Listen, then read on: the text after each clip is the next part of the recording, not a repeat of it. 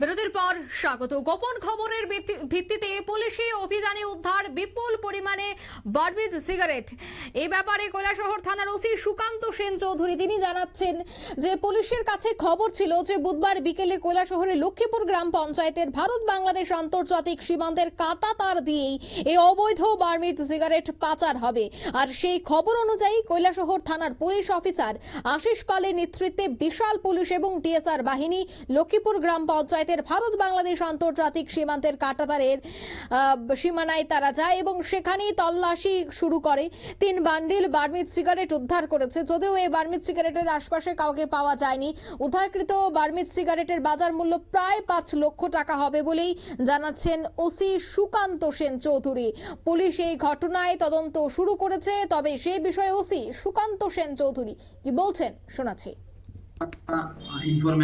Information আসে যে লক্ষ্মীপুর গ্রাম পঞ্চায়েতের আন্ডারে যে বর্ডারিং ফেন্সিং আছে, বর্ডারিং এরিয়াতে দুই দেশের মধ্যে যে ফেন্সিং, ওই ফেন্সিং এর আশেপাশে কোনো একটা জঙ্গলে কিছু প্যাকেট রাখা আছে, এটা সিগারেট বলে এমন দাবি করছিল।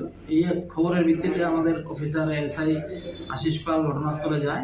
ঘটনাস্থলে তদন্ত করে যেটা পেয়েছে 3 প্যাকেট, এগুলির মধ্যে সিগারেট রাখা আছে। সিগারেটগুলি যতটুকু আমাদের ধারণা এগুলি বার্মিজ সিগারেট বলেই পরিচিত। এগুলি বাংলাদেশে পাচার করার জন্য এখানে এনেছে।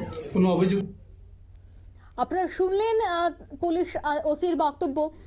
তবে কৈলাসহর লক্ষ্মীপুর পঞ্চায়েতের ভারত বাংলাদেশ সীমান্ত নয়, আরো বেশ কিছু সীমান্তেও কিন্তু এই ধরনের পাচার বাণিজ্য চলছে অবৈধভাবে।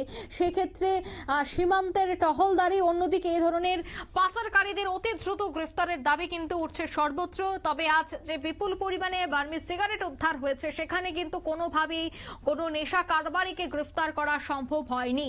তবে খুব দ্রুত নেশা কারবারিদেরকেও যেন গ্রেফতার করা হয় সে দাবিও উঠতে শুরু করেছে। নিয়ে নিচ্ছে ছোট্ট একটি বিজ্ঞাপন বিরতির সঙ্গে থাকুন।